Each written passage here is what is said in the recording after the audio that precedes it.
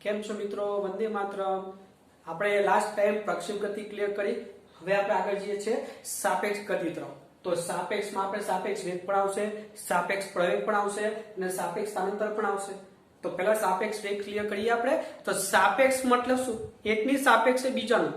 તો સાપેક્ષ વેગ ક્લિયર મગજમાં થાય એના માટે બે એક્ઝામ્પલ લીધા છે. જો સૌથી પહેલું એક્ઝામ્પલ, કોઈ અચળ વ્યક્તિ ગતિ કરતી ટ્રેન હોય. તમે કોઈ અચળ વ્યક્તિ ગતિ કરતી ટ્રેનમાં કોઈ વસ્તુ મૂકી દો. હવે એ વસ્તુનું અવલોકન આપણે કરવું છે, જોવી છે વસ્તુને, પણ આપણે બે જગ્યાએ અલગ અલગ જોઈએ. પહેલા કોઈ એક વ્યક્તિને ટ્રેનની અંદર બેસાડીએ અને એ વસ્તુનું અવલોકન કરાવીએ, અને એ જ વસ્તુનું અવલોકન ટ્રેનની બહાર કોઈ ઉભેલો વ્યક્તિ બીજો હોય એનું અવલોકન જોઈએ. તો શું થશે? તો ટ્રેનની અંદર જે વ્યક્તિ હોય એને ટ્રેનની અંદરની વસ્તુ સ્થિર દેખાય, જ્યારે એ જ વસ્તુ ટ્રેનની બહાર ઉભેલો કોઈ વ્યક્તિ જોઈએ તો એ વસ્તુને ગતિમાં લાગશે. મતલબ કોઈ અચળ વ્યક્તિ ગતિ કરતી ટ્રેનમાં રહેલ કોઈ વસ્તુનું અવલોકન પહેલું ટ્રેનમાં બેઠા બેઠા કરીએ તો વસ્તુનું અવલોકન આપણને કેવું લાગે? સ્થિર દેખાશે. જ્યારે ટ્રેનની બહાર ઉભેલ કોઈ અવલોકનકાર હોય, મતલબ જે અવલોકન કરે, જે જુએ છે, એ ટ્રેનમાં રહેલી વસ્તુ અવલોકન કરે તો તેને વસ્તુ ગતિમાં દેખાશે. તમને સામાન્ય અનુભવ હશે, કોઈ ટ્રેન ગતિ કરતી હોય, તમે ટ્રેનમાં બેઠા છો, તમારી બાજુમાં કોઈ વસ્તુ હોય, તમે જુઓ તો એ તમને સ્થિર દેખાય, પણ એ જ વસ્તુ કોઈ ટ્રેનની બહાર ઉભેલો વ્યક્તિ જોવે તો એ વસ્તુ એને ગતિમાં દેખાશે. આ પહેલું એક્ઝામ ઉપરથી આપણને ખબર પડી, વસ્તુ આપણે એક જ જોઈએ છીએ, પણ પહેલા કિસ્સામાં ટ્રેનની અંદર ઉભીએ છીએ આપણે, બીજા કિસ્સામાં ટ્રેનની બહાર ઉભી. મતલબ તમે જે જગ્યાથી અવલોકન કરો છો એ જગ્યા બદલાય છે. પહેલા ટ્રેનની અંદર હતા અને પછી જમીન ઉપર છો. વસ્તુ એક જ છે, પણ જો ટ્રેનની અંદર હોય તમે તો સ્થિર દેખાય અને બહાર હોય તો તમને ગતિમાં દેખાય છે. મતલબ કોઈ પદાર્થ ગતિ કરે છે કે નહીં એ જાણવું હોય તો તમે કઈ જગ્યા ઊભા જુઓ છો એ જોવું ખાસ જરૂરી છે. તમે જો ટ્રેનની અંદર ઊભા જોશો તો સ્થિર લાગશે, અને ટ્રેનની બહાર ઊભા જોશો તો ગતિમાં લાગશે. મતલબ તમે કઈ જગ્યા ઊભા છો એ અગત્યનું છે. એના પછી વસ્તુ ગતિ કરે છે કે સ્થિર પછી ખબર પડે. એટલે વેગ એ તમને ડાયરેક્ટ નહીં ખબર પડે. પહેલા શું જોવું પડશે કે તમે કઈ જગ્યાથી ઊભા વસ્તુને જુઓ છો. બરોબર? બીજી વસ્તુ, બીજું એક્ઝામ્પલ લઈએ આપણે. જો આ એક ટ્રોલી છે, બરોબર? ટ્રોલી ઉપર એક વ્યક્તિ છે એ, અને ટ્રોલી 10 મીટર પર સેકન્ડના અચળ વ્યક્તિ ગતિ કરે છે. ટ્રોલી ગતિ કરતી હોય તો વસ્તુ એ પણ ગતિ કરવાની છે. હવે જમીન ઉપર કોઈ વ્યક્તિ ઉભેલો છે સ્થિર, અને સ્થિર વ્યક્તિ બી છે, બરોબર? હવે જો આ વ્યક્તિ આનું અવલોકન કરે તો શું લાગશે કે આ એ છે એ 10 મીટર પર સેકન્ડથી ગતિ કરે છે. મતલબ જમીન ઉપર સ્થિર રહેલ વ્યક્તિ બી ને એનો વેગ 10 મીટર પર સેકન્ડ લાગશે. હવે શું કરીએ આપણે? આ વ્યક્તિને આપણે ટ્રોલી એમાં મૂકી દઈએ તો ટ્રોલીમાં હવે એ પણ આવી ગયો અને બી પણ આવી ગયો. હવે આ બી વ્યક્તિ આ એ નું અવલોકન કરશે તો એને સ્થિર લાગશે. મતલબ ટ્રોલીમાં રહેલ વ્યક્તિ બી ને વ્યક્તિ એ કેવો લાગશે? સ્થિર.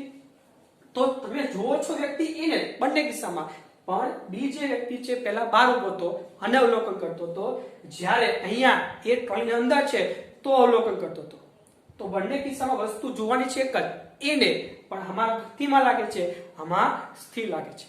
આના ઉપરથી એક વસ્તુ ક્લિયર કટ થાય, કોઈ વસ્તુ સ્થિર છે કે ગતિ એ જાણવું હોય તો તમે કઈ જગ્યાથી અવલોકન કરો છો એ જાણવું જરૂરી છે. તમે બહાર ઉભા હોય, તમે અંદર ઉભા હોય, બંનેમાં જવાબ બદલાઈ જાય. એટલે માટે કોઈ પણ પદાર્થ ગતિ કરે છે નહીં એ જાણવું હોય તો તમે જે જગ્યાથી અવલોકન કરો છો એ જગ્યા જાણવી જરૂરી છે.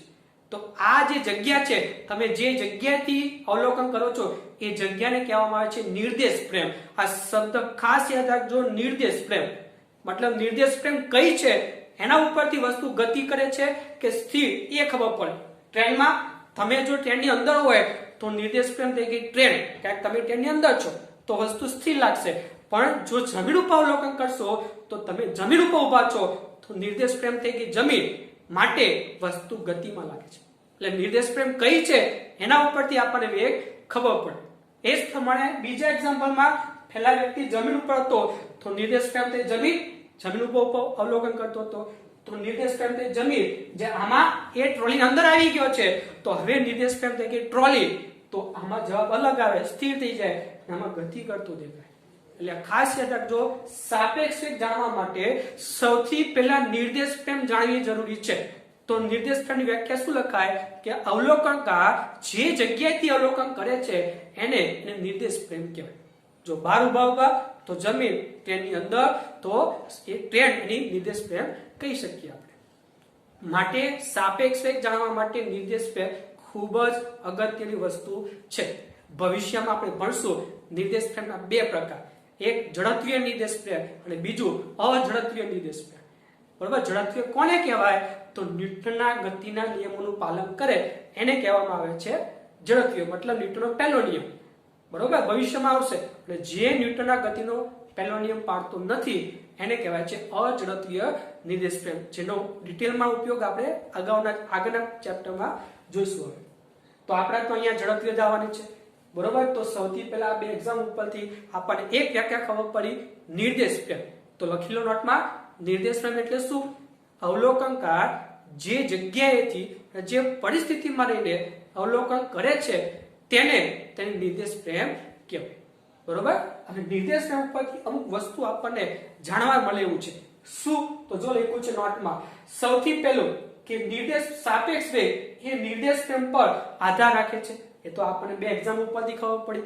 કોઈ વસ્તુ ગતિ કરે છે કે સ્થિર એ જાણવા માટે નિર્દેશ ફ્રેમ જોઈએ. પહેલા નિર્દેશ ફ્રેમ બદલાઈ જાય તો તમારો વેગ પણ બદલાઈ જશે. પહેલી વસ્તુ એવું જ આ વેગમાં જેવું આવે એવું જ પ્રવેગમાં આવશે અને એવું સ્થાનાંતરમાં આવશે. એટલે સાપેક્ષ પ્રવેગ અને સાપેક્ષ સ્થાનાંતર પણ નિર્દેશ ફ્રેમ પર આધાર રાખે છે. મતલબ વેગ, પ્રવેગ અને સ્થાનાંતર આ બધું નિર્દેશ ફ્રેમ ઉપર આધાર રાખે છે. જ્યારે તમે બંને કિસ્સામાં આ બંને એક્ઝામ્પલમાં જુઓ તો ટ્રેન હોય કે આ ટ્રોલી વાળા એક્ઝામ્પલ હોય, તમે ટ્રેનની અંદર જુઓ છો કે ટ્રેનની બહાર, બંનેમાં સમય સરખો જ છે. તમે જો ટ્રેનની અંદર હોય અને જો વસ્તુને 5 સેકન્ડમાં જોતા હોય તો બહાર પણ ઉભા 5 સેકન્ડમાં જુઓ તમે, મતલબ સેકન્ડ તો એના જ રહેવાની છે. હા, ભલે વેગ બદલાઈ જાય પણ સમય બદલાવાનો નથી. એવું જ ટ્રોલીમાં લાગુ પડે કે બંને માટે સમય સરખો જ થવાનો છે. એનો મતલબ શું થયો કે વેગ, પ્રવેગ, સ્થાનાંતર નિર્દેશ ફ્રેમ પર આધાર રાખે છે, પરંતુ ઉપરના બંને કિસ્સામાં સમય એક સરખો જ રહેવાનો છે. આ બંને માટે પણ સમય સરખો અને બંને માટે પણ સમય સરખો. એટલે સમય નિર્દેશ ફ્રેમ પર આધાર રાખતું નથી. બરાબર, બંને કિસ્સામાં નિર્દેશ ફ્રેમ ટ્રેન હોય કે જમીન કે ટ્રોલી જે હોય પણ બંનેમાં સમય સરખો. ખાસ લખી શકીએ સમય નિર્દેશ ફ્રેમ પર આધારિત નથી. આ ત્રણ વસ્તુ નિર્દેશ ફ્રેમ પર આધાર રાખે છે પણ આ વસ્તુ સમય એ આધાર રાખતો નથી. આના ઉપરથી પહેલું નિર્દેશ ફ્રેમની વ્યાખ્યા ખબર પડી અને બીજું નિર્દેશ ફ્રેમ જે છે એ કોના ઉપર આધાર શું એના ઉપર આધાર રાખે છે, શું નથી એ આપણને ખ્યાલ આવી ગયો. હવે સાપેક્ષ વેગનું સૂત્ર મેળવીએ આપણે. જો તો ટોપિક નું હેડિંગ મારી દેજો સાપેક્ષ વેગ. હવે સાપેક્ષ વેગ 1D માં મતલબ ત્રીજા ચેપ્ટર નું અને 2D મતલબ ચોથા ચેપ્ટર નું. ખાલી ફરક શું છે, જો 1D માં હોય તો ખાલી મૂલ્ય આવશે અને જો 2D માં આવશે તો સદિશ તરીકે લેવું પડશે. તો પહેલા 1D નું જોઈએ પછી 2D માં સદિશ લઈને આપણે ગણશું. બીજું કઈ નવું નથી આમાં. તો જો સૌથી પહેલા આપણે સાપેક્ષ વેગ સમજીએ. સાપેક્ષ વેગ લેવા માટે પહેલા અનુમાન થોડા કરી લઈએ આપણે. જો સૌથી પહેલા કોઈ વસ્તુ એ લઈએ, એ એટલે નિર્દેશ ફ્રેમ એ જે જમીન લઈએ છીએ આપણે. બીજું કોઈ બીજી વસ્તુ લઈએ ટ્રેન, જે નિર્દેશ ફ્રેમ ટ્રેન કહીએ છીએ આપણે બી. અને કોઈ ત્રીજી વસ્તુ છે ટ્રેનની અંદર છે, મધ માખી તો માખી ને આપણે પી વડે લખેલું છે. તો જમીન ઉપર ઉભેલી વ્યક્તિની નિર્દેશ ફ્રેમ એ, મતલબ તમે જો જમીન ઉપર અવલોકન કરો તો નિર્દેશ ફ્રેમ એ આ થઈ આપણી. જો તમે ટ્રેનની અંદર ઉભા અવલોકન કરશો તો નિર્દેશ ફ્રેમ આપણી થઈ બે. શું કહે છે, તથા અચળ વેગથી ગતિ કરતી ટ્રેન સાથે સંકળાયેલી નિર્દેશ ફ્રેમ બી. મતલબ જમીન ઉપર ઉભા હોય તો લખવાનું એ નિર્દેશ ફ્રેમ અને ટ્રેનમાં હોય તો નિર્દેશ ફ્રેમ બી લખવાનું. ટ્રેનમાં ગતિ કરતા માખીને પી વડે દર્શાવીએ. આમાં આપણે એક વસ્તુ લીધેલી હતી ટ્રેન પર, હવે આપણે માખી લઈએ છીએ તો કોન્સેપ્ટ એ જ દર્શાવીએ તો x p આ અંતર, તો આ જમીન છે અને આ મધ માખી છે તો શું લખી શકો, x p એટલે નિર્દેશ ફ્રેમ a ના ઉગમ બિંદુ o ની સાપેક્ષે p નું સ્થાન. મતલબ અહીંયાથી p નું સ્થાન. a એટલે શું, આ o એટલે શું, તો a નું ઉગમ બિંદુ છે આપણા માટે તો લખી શકીએ નિર્દેશ ફ્રેમ a ના ઉગમ બિંદુથી p નું સ્થાન. એવું જ આવશે xpb. તો xpb એટલે શું, નિર્દેશ ફ્રેમ b ના ઉગમ બિંદુ o' ની સાપેક્ષે p નું સ્થાન. આટલું સ્થાન એટલે o' થી અંતર અને o' ઉગમ બિંદુ કોનું, તો નિર્દેશ ફ્રેમ b નું. તો b નું નિર્દેશ ફ્રેમ b ના ઉગમ બિંદુની સાપેક્ષે p નું સ્થાન. અને xba એટલે 2 નિર્દેશ પ્રેમ વચ્ચેનું અંતર, O ની સાપેક્ષે O ડેશ નું સ્થાન. બરોબર, આકૃતિ ઉપર લખી શકો xPa બરાબર xBa plus xPb. તો આકૃતિ ઉપરથી xPa બરાબર xPb plus xBa બધાનો t સાપેક્ષ વિકલન કરો તો શું લખાય dxPa છેદમાં dt બરાબર dxPb છેદમાં dt plus dxBa છેદમાં dt અને અંતરનું વિકલન કરી એટલે વેગ મળે. લખી શકો vPa બરાબર vPb plus vBa. અને ઉપરથી vBa ને કરતા બનાવવું હોય તો vPb પેલી બાજુ જાય તો Pa minus P. ખાસ તો યાદ રાખજો, જો Pa માંથી AP લખવું હોય, Pa માંથી AP લખવું હોય તો માઈનસ આગળ લખવું પડે. તો જો vPa તો Pa AP લખ્યું તો માઈનસ, હિન્સ vPb છે અને vBp લખવું છે મારે તો માઈનસ આગળ લાવવું પડે તો માઈનસ માઈનસ પ્લસ થઈ જાય. તો શું થઈ ગયું vBa બરાબર આ પ્લસ વાળું પહેલા vBp માઈનસ vA. આ તમારું સાપેક્ષ વેગનું સૂત્ર થયું. vBa બરાબર vBp માઈનસ vAp. બરોબર, હવે શું છે એક વસ્તુ ખાસ યાદ રાખજો, લખો લખી રાખજો, જો બંને વસ્તુ કોઈ એક જ નિર્દેશકની સાપેક્ષે લખી, કોઈ બે વસ્તુને કોઈ એક જ નિર્દેશકની સાપેક્ષ, હવે કોઈ એક જ મતલબ તમે કોઈ જમીનની સાપેક્ષે બે વસ્તુ લઈ શકો અથવા ટેનની સાપેક્ષે બે વસ્તુ લઈ શકો, પણ બંને વસ્તુ કોઈ એકની સાપેક્ષે જ હોય તો તમે એ લખો તોય ચાલે, ન લખો તોય ચાલે. મતલબ જો અહીંયા આ જે b છે તમે લખી લઈએ vBa શું છે તમને કહી દઉં. તો જો આપણે લખ્યું છે જે vBa શું છે તો જમીનની સાપેક્ષે એનો વેગ, મતલબ આ નિર્દેશકની સાપેક્ષે કોનો વેગ છે એનો વેગ છે, જમીનની સાપેક્ષે એનો વેગ. જોજો અહીંયા હું તમને કહી દઉં vB એટલે શું તો જેની સાપેક્ષે હોય એ પછી, જેનો વેગ હોય એ પહેલા. તો એ એટલે શું છે જમીન, તો જમીનની સાપેક્ષે b નો વેગ, અહીંયા b આવશે સર. b એટલે ટ્રેન છે આપણા માટે, તો એ જેની સાપેક્ષે હોય એ પછી લખવાનું અને જેનો વેગ શોધવો હોય એને આગળ લખવાનું. તો શું થઈ ગયું vBa, તો e એટલે સાપેક્ષ લખાય તો e એટલે જમીન છે, તો જમીનની સાપેક્ષે b, b એટલે આપણા માટે ટ્રેન. તો લખી શકો જમીનની સાપેક્ષે ટ્રેન નો વેગ, અહીંયા લખી શકો ટ્રેન, લખી શકો આપણે ટ્રેનનો વેગ. એવું જ vPb એટલે b સાપેક્ષ થઈ ગયું અને p નો વેગ થઈ ગયો. b એટલે શું ટ્રેન, તો શું લખાય ટ્રેનની સાપેક્ષે માખીનો વેગ, p એટલે માખી, એટલે જે સાપેક્ષ હોય એ પછી લખવાનું, જેનો વેગ શોધવો હોય પહેલા લખવાનું. તો થઈ ગયું vPb ટ્રેનની સાપેક્ષે માખીનો વેગ અને vPa તો સાપેક્ષ થઈ ગયું a અને વેગ શોધવાનો p. તો જમીનની સાપેક્ષ a એટલે જમીન, જમીનની સાપેક્ષે માખીનો વેગ. આપણે જોયું ને હમણાં કોઈ પણ વસ્તુ તમે કોની સાપેક્ષે જુઓ, સાપેક્ષ મતલબ નિર્દેશ પ્રેમ એમ, તો તમે કઈ નિર્દેશ પ્રેમમાં જુઓ છો, કોની સાપેક્ષે જુઓ છો એના ઉપર આધાર છે. તમે કોઈ વસ્તુને જમીનની સાપેક્ષ જુઓ તો વેગ અલગ દેખાય ટ્રેનની અંદર એનો વસ્તુનો, તમે જો ટ્રેનની અંદર કોઈ વ્યક્તિની સાપેક્ષે જુઓ તો એ તમને સ્થિર લાગે. તમે કોની સાપેક્ષે જુઓ છો એ અગત્યનું છે. સાપેક્ષ એટલે બીજું કઈ નહીં, નિર્દેશ પ્રેમ, બસ. તમે કઈ નિર્દેશ પ્રેમમાં જુઓ છો એને કહેવાય સાપેક્ષ. તો તમે અહીંયા જુઓ છો કોની સાપેક્ષ, જમીનની સાપેક્ષે, તો તમે જુઓ છો નિર્દેશ પ્રેમ જમીન ઉપર રહીને, મતલબ આ એક્ઝામ્પલ કહેવાય. અને આમાં ટ્રેનની સાપેક્ષે જુઓ છો તો તમે કહી શકો ટ્રેનની અંદર જે ઉભેલા વ્યક્તિ હોય એ વાળો એક્ઝામ્પલ. સાપેક્ષ એટલે બીજું કઈ જ નહીં, તમે કયા નિર્દેશ પ્રેમમાં મતલબ કઈ જગ્યાએ ઉભા જુઓ છો એ. અહીંયા તમે જમીન ઉપર ઉભા જુઓ છો એટલે જમીનની સાપેક્ષ બોલાય, અહીંયા તમે ટ્રેનની અંદર ઉભા જુઓ છો મતલબ બોલાય ટ્રેનની સાપેક્ષ. કોઈ પણ વસ્તુ ગતિ કરે છે કે નહીં નિર્દેશ પ્રેમ વગર ખબર પડે નહીં. નિર્દેશ પ્રેમ એટલે સાપેક્ષ, નિર્દેશ પ્રેમ જમીન તો જમીનની સાપેક્ષ બોલાય ને, નિર્દેશ પ્રેમ ટ્રેન તો ટ્રેનની સાપેક્ષ બોલાય. ખબર પડી આમાં? એટલે સાપેક્ષ નો અર્થ શું થયો, નિર્દેશ પ્રેમ તમે કઈ જગ્યાએ જુઓ છો એની સાપેક્ષ, અને જે સાપેક્ષ હોય એને પાછળ લખાય, બરોબર. જેનો વેગ શોધવો હોય એને આગળ લખાય, તો લખાય એની સાપેક્ષે b નો વેગ, a એટલે જમીન, b એટલે ટ્રેન, તો જમીનની સાપેક્ષે ટ્રેનનો વેગ. vPb એટલે ટ્રેનની સાપેક્ષે માખીનો વેગ, vPa એટલે એની સાપેક્ષે p નો વેગ, એટલે જમીન, જમીનની સાપેક્ષે માખીનો વેગ. તો થઈ ગયું vBa બરાબર vPb માઈનસ vAp. જોઈ શકો આ થઈ ગયું vBp p ની સાપેક્ષે b નો વેગ અને આ થઈ ગયું p ની સાપેક્ષે a નો વેગ. તો આ બંને વેગ p ની સાપેક્ષે જ છે. તો જો બંને વેગ કોઈ એકની સાપેક્ષે હોય તો એ p લખો તોય ચાલે, ન લખો તોય ચાલે. આપણે બંને યાદ રાખવાનું, જો આવું હોય તો VBP માઇનસ VAP મતલબ P ની સાપેક્ષે B નો વેગ માઇનસ P ની સાપેક્ષે A નો વેગ, બંને એક જ સાપેક્ષ છે લખો તો લખી શકો VBA બરાબર VB માઇનસ VA. આ થઈ ગયું સાપેક્ષ વેગનું સૂત્ર. બરોબર, જો યાદ કરી રાખવાનું જેની સાપેક્ષ હોય પછી આવશે, જેનો વેગ શોધવો હોય તો જે પહેલો હોય એનો વેગ માઇનસ જે બીજો હોય એનો વેગ, બસ આ રીતે યાદ રાખવાનું. કોઈ પણ સાપેક્ષ વેગ યાદ રાખવાનું શોર્ટકટ.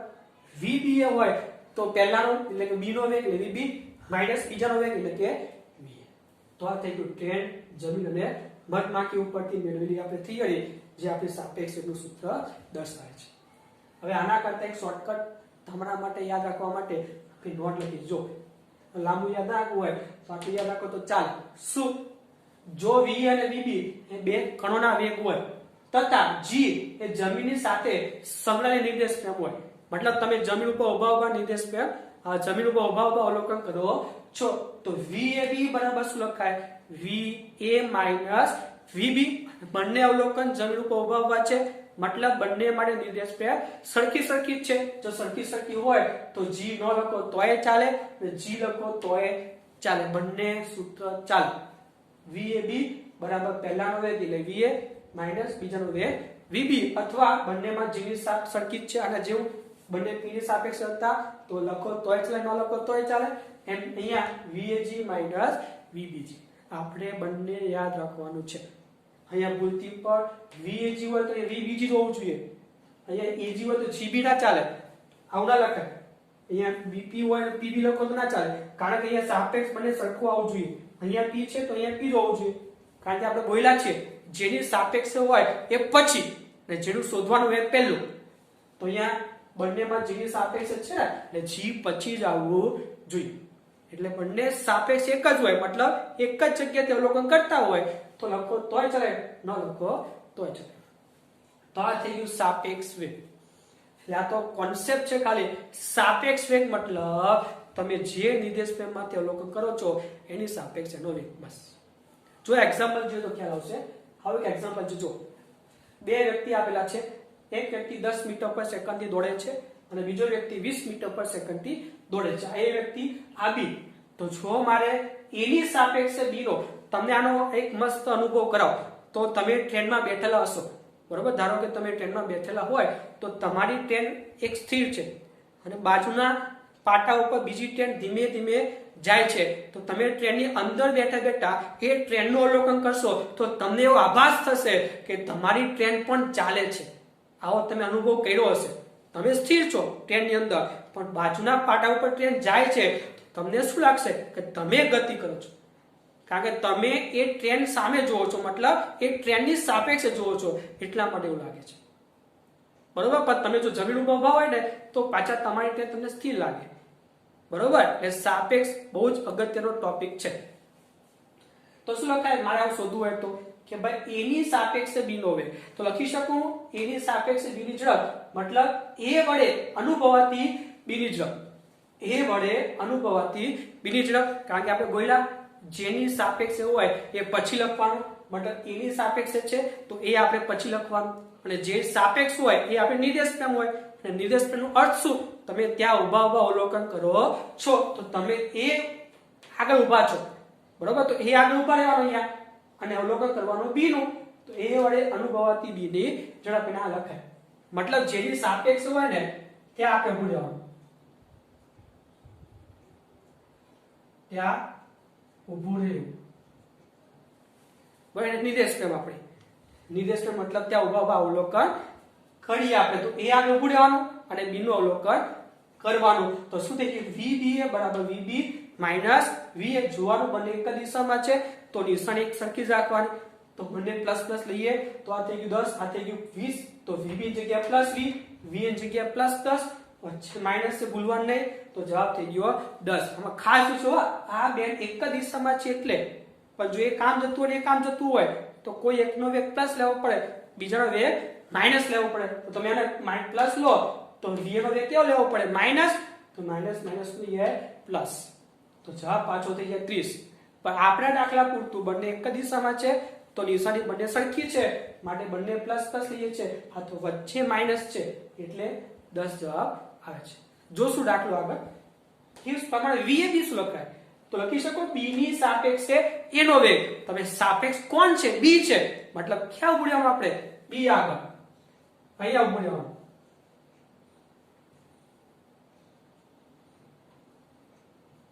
ચલો ભાઈ B આગળ ઉભા રહો મતલબ અહીંયા ઉભા રહો અને આનું અવલોકન કરીએ ચલો તો શું લખાય ને B વડે અનુભવાતી A ની ઝડપ તો લખી શકો V એ પહેલું છે માઈનસ VB લખી શકો બીજું V એટલે +10 VB એટલે 20 તો થઈ ગયું -10 મીટર પ્રતિ સેકન્ડ તો આવું સાપેક્ષ વેગનું સૂત્ર યાદ રાખો ખાલી કે જેની સાપેક્ષ લખવું હોય પાછળ લખવાનું છે એટલે સાપેક્ષ વેગનું સૂત્ર કેવું પહેલાનો વેગ માઈનસ બીજાનો વેગ અને જો બંને એક જ સાપેક્ષ હોય તો લખો તોય ચાલે ન લખો તોય ચાલે બરોબર અહીં જો આના ઉપરથી શોર્ટકટ JEE નીટ માટે લાંબુ ના રાખવું હોય તો આકૃતિ ઉપર ડાયરેક્ટ જ તમે કરી શકો છો શું છે નોટ તો જો જેની સાપેક્ષ શોધવાની હોય તેને આપણે સ્થિર ધાર લેવાની મતલબ જો અહીંયા તમે A ની સાપેક્ષ હતા મતલબ તમે A આગળ ઊભા હતા તો A ને સ્થિર ધાર લેવાનું જો હા A ની સાપેક્ષ જોતા હતા તો A આગળ ઊભા હતા તમે તો ત્યાં સ્થિર ધાર લેવાનું A ને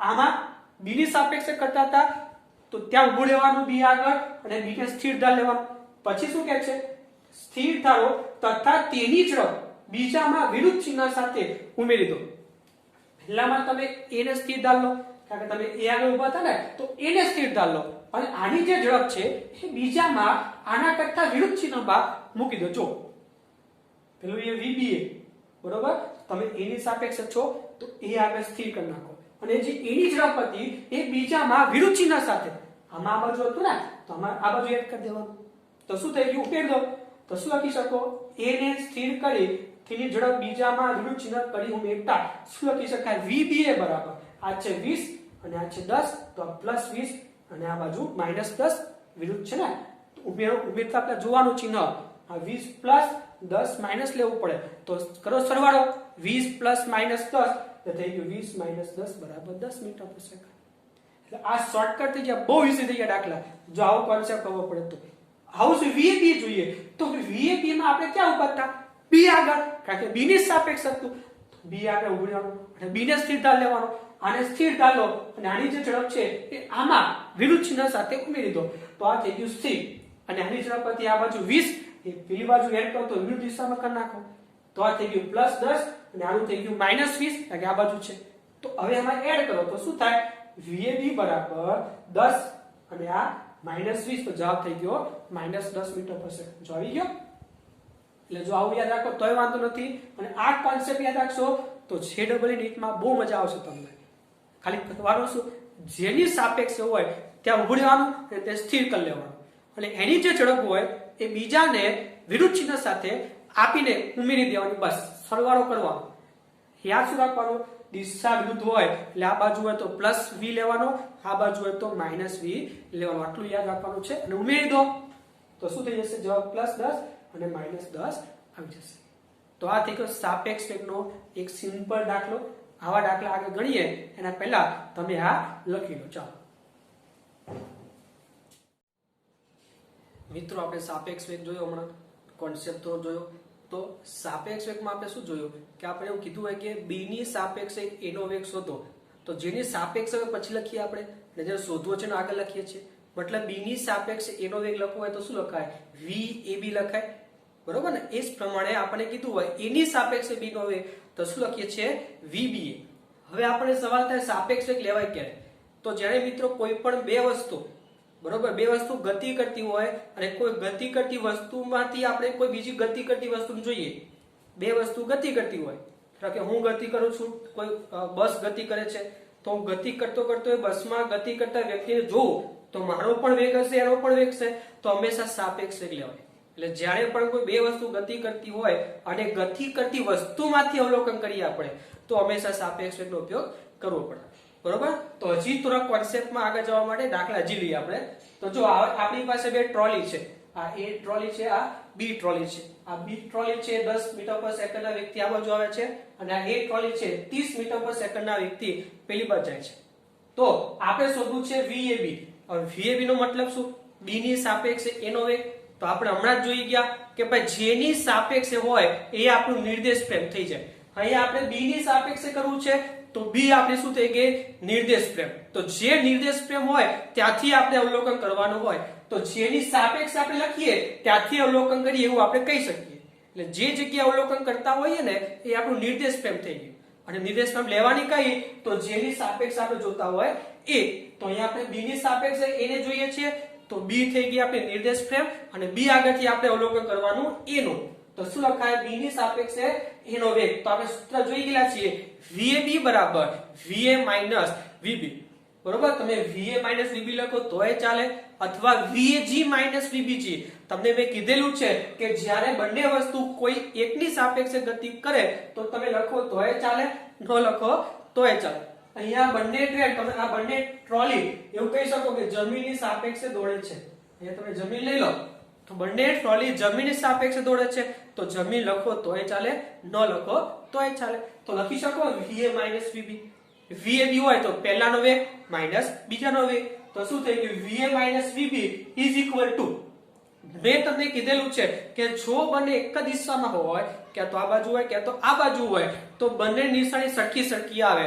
પણ જો બંને વિરુદ્ધ દિશામાં હોય, એક આ બાજુ ગતિ કરતો હોય અને એક આ બાજુ ગતિ કરતો હોય, તો નિશાની બદલવી પડે. કોઈ એક પ્લસ અને કોઈ એક માઈનસ લેવું પડે. તો જોશો અહીંયા તો VA જાય છે આ બાજુ તો આને આપણે માઈનસ લઈએ તો VA જગ્યાએ માઈનસ 30, આ વચ્ચેનું માઈનસ છે અને VB આ બાજુ છે પ્લસ 10. તો શું થઈ ગયું માઈનસ 40 મીટર પર સેકન્ડ. મતલબ તમે જો બી આગળથી આ એનું અવલોકન કરશો તો તમને માઈનસ મતલબ આ બાજુ ગતિ કરતો દેખાશે.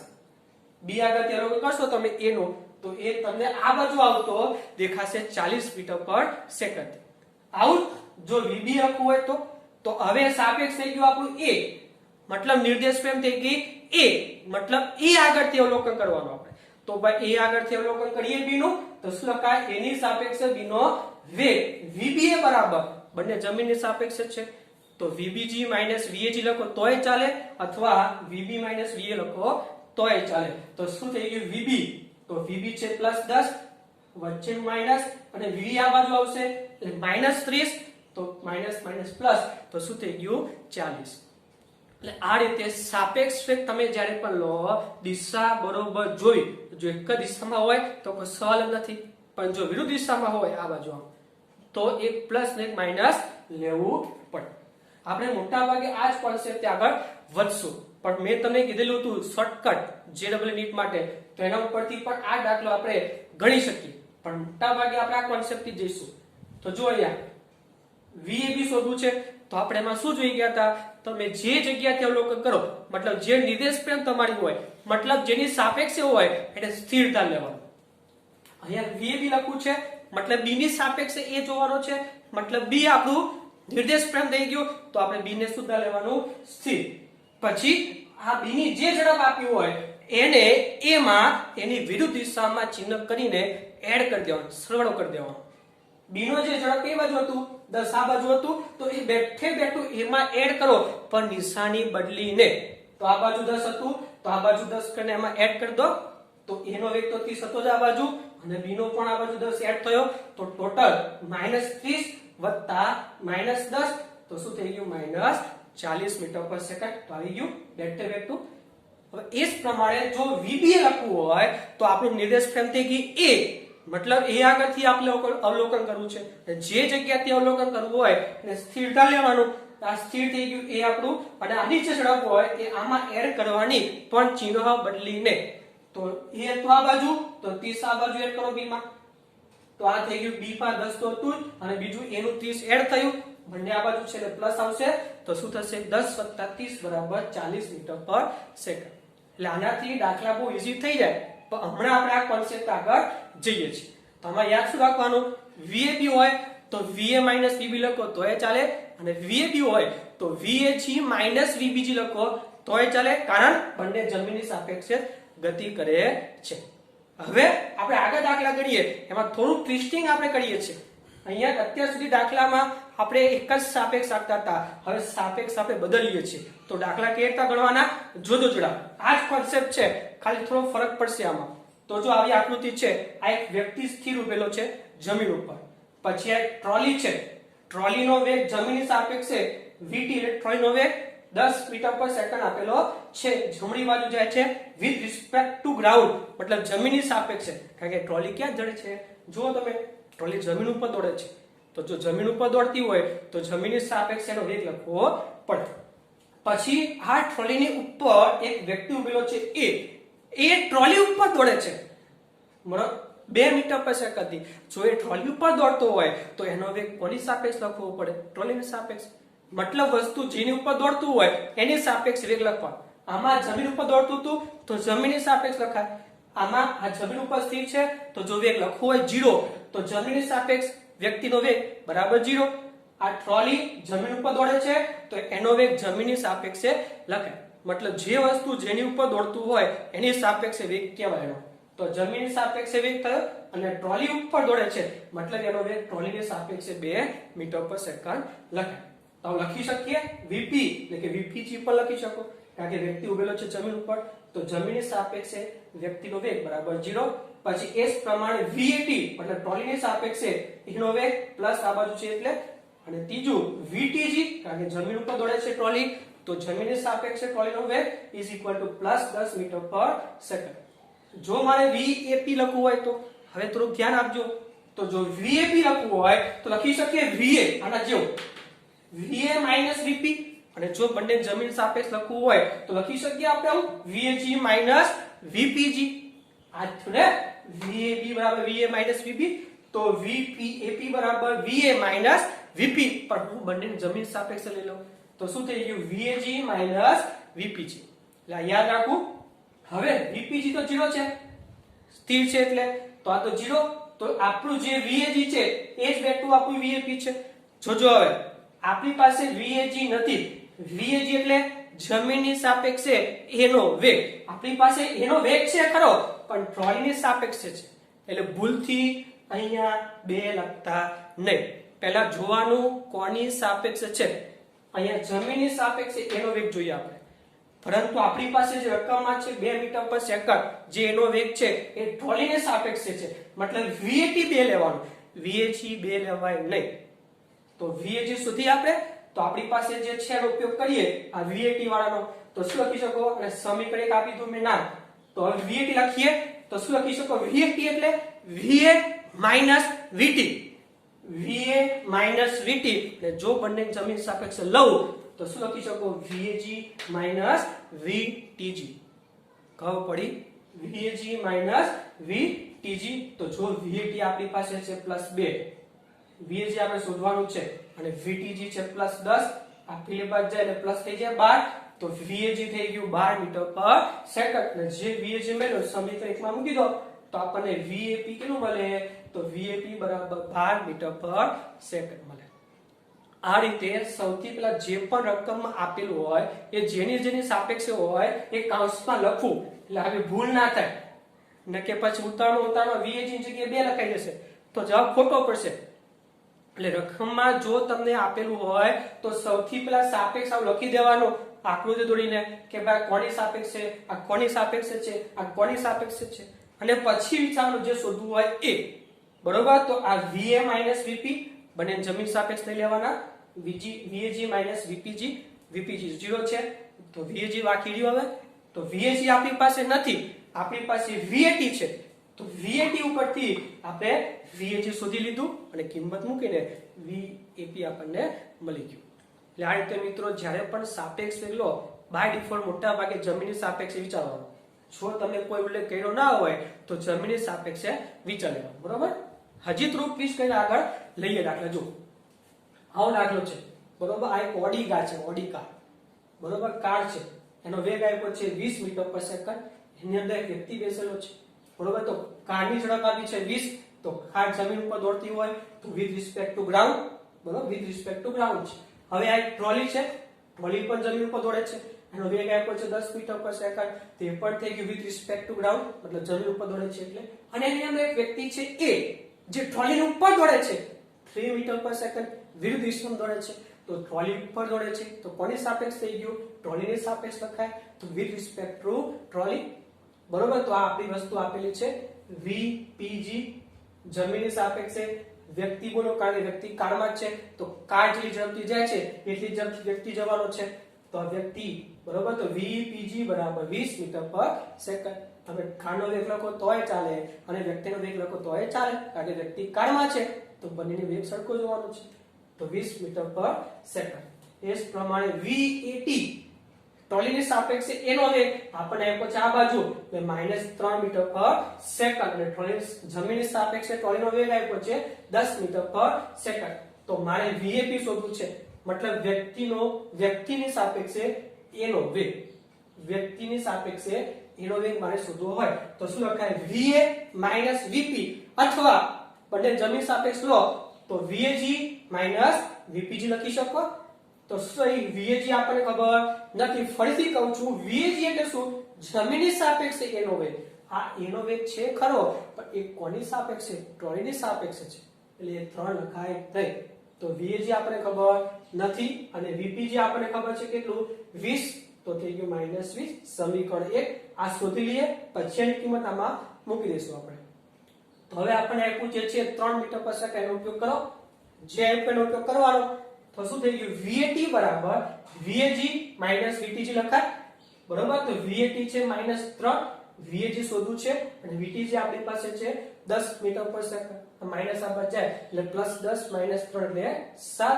તો VAG થઈ ગયું. તો VAG ની કિંમત સમીકરણ 1 માં મૂકી દો, તો શું થાય? VAP બરાબર VAG ની જગ્યાએ 7 - 20 -13 મીટર પર સેકન્ડ.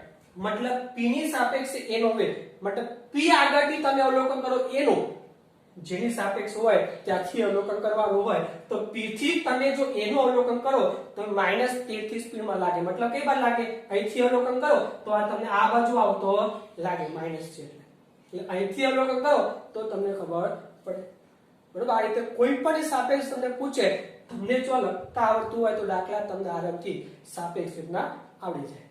હવે જો આ જ દાખલામાં હજી એક વસ્તુ ટ્વિસ્ટ કરો, મેક્સિમમ ટ્વિસ્ટિંગ કરું છું. તમે આના ઉપર એક વાદળને બેસાડો. આ જ વસ્તુ છે, બેઠે બેઠું આ જ આકૃતિ છે, ખાલી ફરક શું? આ ગાડી ચાલે છે એની ઉપર વાદળને બેસાડી દો તો શું થઈ ગયું? મંકી કેટલા સ્પીડમાં જાય છે? 2 મીટર પર સેકન્ડ. હવે આ મંકી કોના ઉપર દોડે છે? ગાડી ઉપર. ગાડી બોલો કે વ્યક્તિ બોલો, એક જ સ્પીડ, કારણ કે બંને એક જ જગ્યાએ સાથે ચાલે છે. તો વિથ રિસ્પેક્ટ ટુ કાર બોલો અથવા વિથ રિસ્પેક્ટ ટુ પર્સન બોલો, ચાલે. મંકી ને જો સ્પીડ આપી છે 2 મીટર પર second, A with respect to person છે. તો હવે ફરીથી VMP વ્યક્તિ સાપેક્ષે વાંદરાનો વેગ 2, પછી જમીન સાપેક્ષે P નો 20, પછી VTG જમીન સાપેક્ષે ટ્રોલીનો વેગ 10 અને VAT બરાબર -3 મીટર પર સેકન્ડ. તો હવે VMA, હવે A ની સાપેક્ષે મંકીનો વેગ, મતલબ આ A ઉપરથી અવલોકન કરો મંકીનું, અહીંયા આ A ઉપરથી અવલોકન કોનું કરવાનું? મંકીનું અવલોકન કરવાનું. તો આ વ્યક્તિને આ મંકી કેટલી સ્પીડમાં લાગશે એ જોવાનું છે. તો શું લખાય ને કે ભાઈ અહીંયાથી અવલોકન કરીએ છીએ તો આ થઈ ગયું આપણું સાપેક્ષ, મતલબ A ની સાપેક્ષે, અને જોવાનું છે મંકીને, તો થઈ ગયું M. તો લખી શકો A ની સાપેક્ષે મંકીનો વેગ VM - VA, પણ જમીનની સાપેક્ષ તો બંને, તો શું લખાય? VMG - VAG. VMG આપણી પાસે નથી, પણ હા VAG છે. ક્યાં ગયું VAG? હા, VAG આપણે સીધું જોયું. આ જ દાખલો છે એટલે ફરીથી આ વસ્તુ લખતો નથી. જ્ઞાન દાખલો છે બેઠે બેઠો, તો તમે આના ઉપરથી VAG શોધી શકવાનો છો. મેં ડાયરેક્ટ લીધેલું છે કેટલું? 7, બરોબર. ઉપરના એક્ઝામ્પલમાં છે. તો VAG જગ્યાએ 7 મૂકી દો, બરોબર. તો શું થઈ ગયું? VMA બરાબર VMG - 7. સમીકરણ 1. VMG શોધીએ પછી આમાં કિંમત મૂકીએ, તો હવે VMP મતલબ વ્યક્તિની સાપેક્ષે મંકીનો વેગ આપણને આપ્યો છે, તો લખી શકો VM - VP, અને બંને જમીન સાપેક્ષ લઈ લો તો VMG - VPG. એનું આપણને આપ્યું છે કેટલું? જોઈ શકો છો 2, તો 2 VMG આપણે શોધવાનું છે અને VPG આપણી પાસે છે 20, તો -20 આ બાદ આવે તો થઈ ગયું 22. આ 22 ની કિંમત સમીકરણ 1 માં મૂકી દો તો શું થઈ ગયું? VMA બરાબર 22 થઈ ગયું આ, અને -7 15 મીટર પર સેકન્ડ. એટલે આ રીતે તમને જેની સાપેક્ષે કે, બરોબર, એને એક આપણે શું લેવાનું? અવલોકન બિંદુ લઈ લેવાનું અને ત્યાંથી બીજાનું અવલોકન કરવાનું હોય તો આ રીતે લખતા આવવું જોઈએ કે VMA એટલે VM - VA લખો, અથવા બંને ગ્રાઉન્ડ લઈ લેવાનું જો ભૂલ ના કરી હોય તો VMG - VAG લખી શકો તમે. તો સાપેક્ષ વેગમાં આ પ્રકાર દાખલા આવે છે. ખરેખર સાપેક્ષ વેગમાં આ બધા વેગ સદિશ આવે, કારણ કે સાપેક્ષ એક સદિશ છે, બરોબર. પરંતુ આપણે 1D નું ચાલે છે હમણાં સાપેક્ષ વેગ આપણે 1D માં લઈએ છીએ, અને 1D માં દિશાની કોઈ જરૂર નથી, એટલે આપણે અદિશ સ્વરૂપે લખ્યું છે, પણ ખરેખર લખાય સદિશ સ્વરૂપે, યાદ રાખવાનું. તો આ થઈ ગયો દાખલો.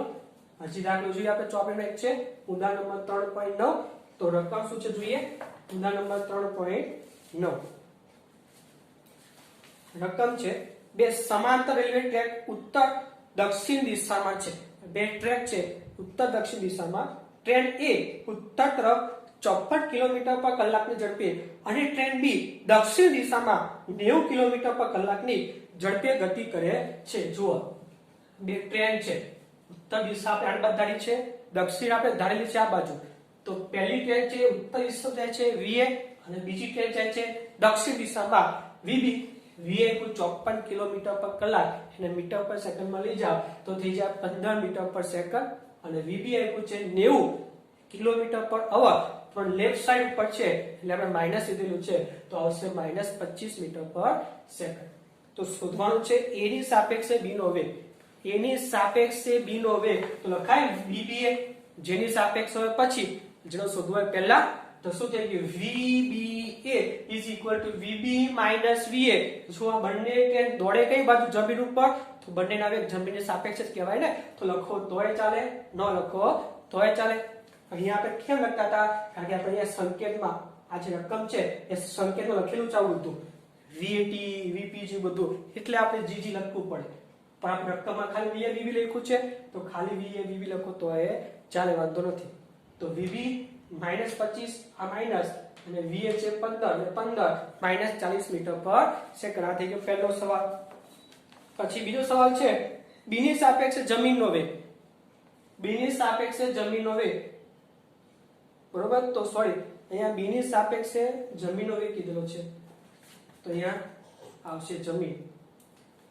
B ની સાપેક્ષે જમીનનો વેગ, તો અહીંયા આવશે જમીનનો વેગ માઈનસ B નો વેગ. જમીન તો સ્થિર હોય, તો આ થઈ ગયું 0, VB ની જગ્યાએ -25, તો જવાબ થઈ ગયો તમારો 25 મીટર પ્રતિ સેકન્ડ, બરોબર. આ થઈ ગયો બીજો ભાગ. પછી ત્રીજો ભાગ શું છે, ટ્રેન A ની છત પર તેની ગતિની વિરુદ્ધ દિશામાં, ટ્રેન A ની છત, આની છત જે હોય એની ઉપર એની ગતિની વિરુદ્ધ દિશામાં, કૌંસમાં આપ્યું છે ટ્રેન A ની સાપેક્ષે 18 કિલોમીટર પર કલાકની ઝડપથી. તો ટ્રેન A ની ઉપર દોડતા વાંદરાનો વેગ જમીન ઉપર ઊભી રહેલી વ્યક્તિની સાપેક્ષે શોધો. મતલબ કે વાંદરો છે એ ટ્રેન A ની ઉપર દોડે છે. જો આ રીતે ટ્રેન A જાય છે આ બાજુ, અને એની ઉપર એક વાંદરો આની વિરુદ્ધ દિશામાં દોડે છે. હવે એને આપણે જોવાનો છે ક્યાંથી, તો જમીન ઉપર કોઈ સ્થિર વ્યક્તિ ઉભેલો હોય એની સાપેક્ષે જોવાનો છે. મતલબ આ વ્યક્તિ અવલોકનકાર થઈ ગયો, અને એ આમ મમકીને જોશે, તેનો વેગ આપણે શોધવાનો છે. તો લખી શકીએ આપણે VA જમીનની સાપેક્ષે 15 મીટર પર સેકન્ડ છે. પછી VMA એની સાપેક્ષે, કારણ કે મંકી એ ઉપર દોડે છે, એટલે VMA is equal to -18 kilometre પર કલાક માંથી -5 મીટર પર સેકન્ડમાં રૂપાંતર કરી લો. તો હવે સુધી આપણે વ્યક્તિની સાપેક્ષે મંકીનો વેગ, તો શું લખી શકો VMP is equal to VM minus VP, અને જમીન સાપેક્ષે લો તો શું થઈ જાય VMG minus VPG. VPG એટલે જમીનની સાપેક્ષે વ્યક્તિનો વેગ, વ્યક્તિ તો સ્થિર છે એટલે 0 વેગ થઈ ગયો, તો આ 0, તો શું લખી શકો is equal to VMG. તો VMG શોધીએ, VMP આપણને મળી ગયું કહેવાય. તો જો હવે જે આપ્યું છે એનો ઉપયોગ કરીએ, તો શું લખીએ AD સાપેક્ષે મંકીનો વેગ is equal to VM minus VA, એટલે કે VMG minus VAG. આના ઉપરથી VMA આપ્યું છે -5, અને VMG આપણે શોધવું છે, અને VAG આપણી પાસે છે 15. આ 15 પ્લસ થઈ જાય બાદ જાય, તો VMG થઈ જાય 10 મીટર પર સેકન્ડ. અને VMG મળી ગયું એટલે સમીકરણમાં મૂકી દો, એટલે VMP બરાબર 10 મીટર પર સેકન્ડ મળી જાય, બરોબર છે. આ રીતે સાપેક્ષ વેગના દાખલા કરે. ખાસ શું જોવાનું કે સાપેક્ષ વેગમાં વેગ સદિશ છે. હમણાં 1D ગણીએ છીએ એટલે આપણે સદિશ લખતા નથી. અને બીજી વસ્તુ, જો તમે રકમમાં તમને બધા સાપેક્ષના મૂલ્ય આપેલા હોય કે ભાઈ આની સાપેક્ષે આ, આની સાપેક્ષે આ, તો આને આ રીતે લખવાનું VMG minus VAG. પણ જો હવે દાખલામાં ખાલી વેગ આપેલા હોય, કોઈ સાપેક્ષ ના કીધું હોય, તો ડાયરેક્ટ તમે આ રીતે લખો તો ચાલે, જમીન સાપેક્ષ નહીં લખો તો ચાલશે. બરોબર છે, લખી લો ચાલો.